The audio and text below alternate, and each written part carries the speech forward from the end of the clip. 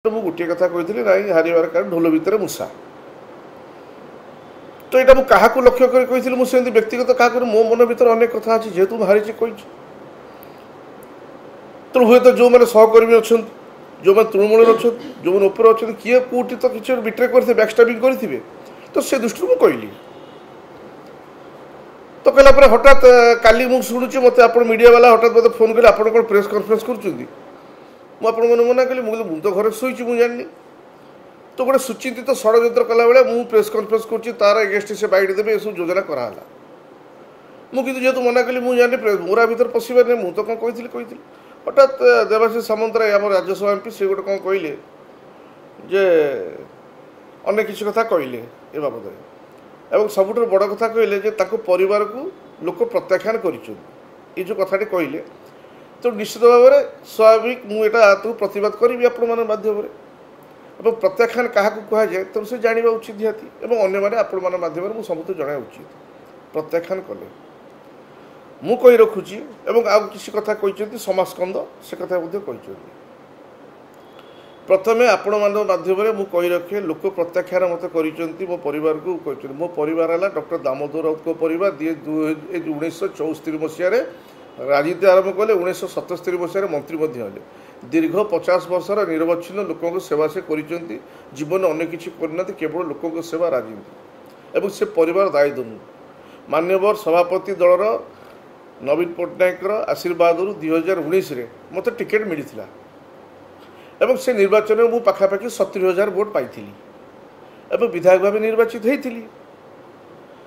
ଏବଂ 2024ରେ ସିଏ ମୋର ସହଧର୍ମିଣୀକୁ ଟିକେଟ୍ ଦେଲେ, ମାନ୍ୟବର ସଭାପତି, ଏବଂ ସିଏ ମଧ୍ୟ ଆପଣମାନଙ୍କୁ ଜଣାଇ ରଖିଲେ ପାଖାପାଖି 70,000 ଭୋଟ ସିଏ ମଧ୍ୟ ପାଇଲେ।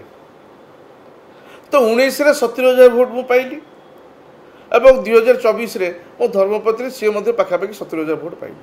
ତାହେଲେ ଲୋକ ପ୍ରତ୍ୟାଖ୍ୟାନ କଲେ କେଉଁଠି? ମୁଁ ଏଇ ପ୍ରଶ୍ନ ଆପଣଙ୍କୁ ପଚାରିବାକୁ ଚାହେଁ।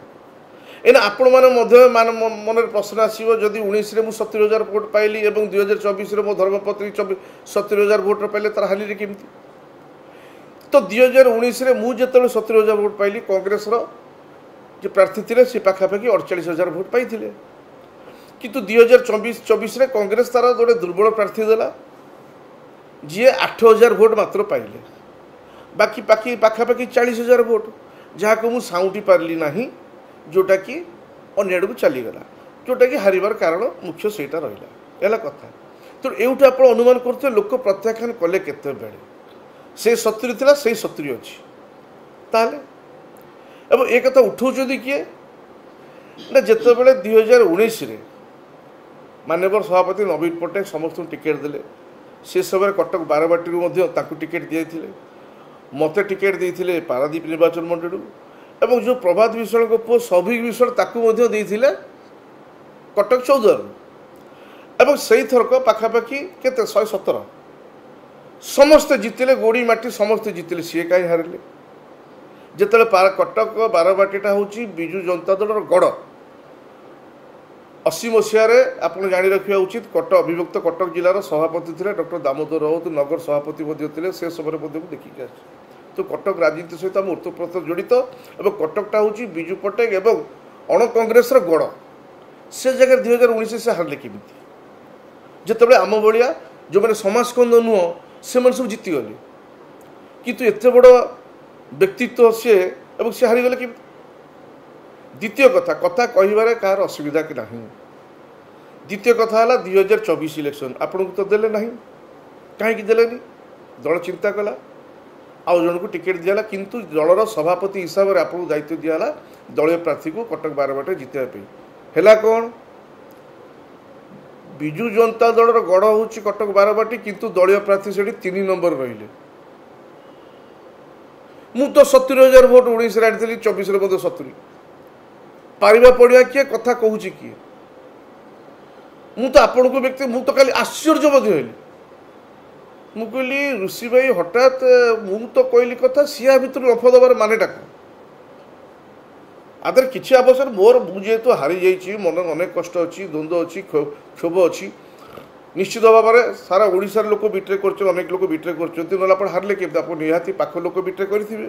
ହିଞ୍ଜିଳି ଭଳିଆ ଜାଗାରେ ମାନ୍ୟବର नवीन पट्टनायक एत कम भोटे जितबे आप भाव विश्वास कर कंटाबांजी हारे बोली विश्वास कर तो पाख लोक किसी से जहाँ दायित्व दिखाई तो से जो मैंने दायित्व न्यस्त कर करें स्वाभाविक कथा सब जगह हो तो दल राज्य मु बड़ बड़ नेतृत्व लोकाल नेतृत्व आम धर मो सागर सरपंच किए अच्छी लोकाल नेतृत्व किए अच्छी मुझे भरोसा करी किए मतलब बैकस्टाबिंग कर पचर छुरी मार तो से परिप्रेक्षी में कली मुझे तो बड़ नेतृत्व को आक्षेप करनी मुझे जहाँ जहाँ भोगिले निर्वाचन समय से कथाटा मुझे कहली तो सी निज व्यक्तिगत स्तर को नबार कौन आवश्यकता नहीं सी कह कथा एवं परिवार को लोक प्रत्याख्यान कर कौटी प्रत्याख्यान कले प्रमाण पत्र देली आपण मैंने माध्यम दूसरी 2019 पाखापाखि 70,000 भोट 2024 में 70,000 भोट तो जी लोक तो से लोक मो सागर अच्छा लोक कौट मत प्रत्याख्यान कले प्रत्याख्यान आपण कह 2019 जिते गोड़ी माटी सबू जीतिले से आप हारिले गड़ू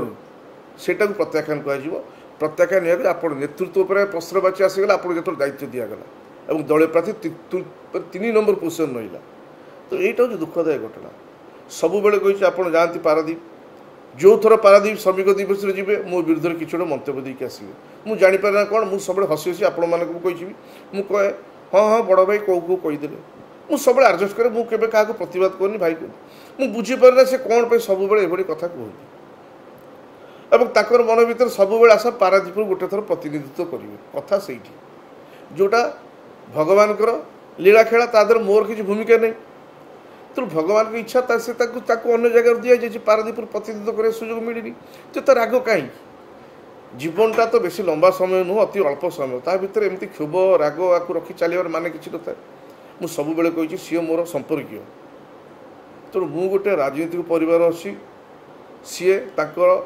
परिवार जन विशिष्ट ठिकादार परिवार सी राजनीतिक आसा पूर्व ठिकादारी करुले कंट्राक्ट करुले मो मामू हे बापा मो संपर्क मुझे सब बेले बड़ भाईर सम्मान दिए मुझे बुझीपारूनी से कहीं मो विरुद्ध मुझे तो किसी कहनी आ जदि खोल कहवाई चाहूँगी ताले मु कहूँ आ गोटे कथा जो मैंने तथाकथित पाखे चाकरी कर निज लोक एथर इलेक्शन कले कौन खोलाखोली मो विरुद्ध प्रचार कले खोलाखोली बीजेपी संग हाथ मिसेले और जहाँकि मुझे निजे व्यक्तिगत फोन करी मुझे भाई आपंकर यही लोक या ना रे एमती करुच्ची अच्छा मुझे पचारुची मुझे निजे अवगत कर भाई एमती कर आकट करूँ निजे कही आपण मैंने पचारे मुझे न जोड़ी था सत्य मोर तो किसी कहबार नहीं मुझे कौ कथा नहीं कहली आप कहबार कौन आवश्यकता नाला मत यहाँ निहाती दुखदायक घटना और आपण मानक आ गोटे कथा कहूँ व्यक्तिगत मो परिवार को जेहेतु आक्षेप कर दामोदर राउत कौन सारा ओडिशा जानी किए कहीदे दामोदर राउत तापर आ गोटे दुख एवं मात्र 3 मास तले देहांत हो परिवार को आप आक्षेप कहीं करा के लोक ग्रहण करेंगे एवं मो बापा देहांत हो मात्र 3 मास तले मार्च 21 तारीख एटा जुलाई आरंभ है मुझे कष्ट भितर थी बापा को हर के कष्ट भितर थी निर्वाचन हारी के कष्ट भितर थी आपड़ कथबार्ता करके कहीं कष्ट दूसरे।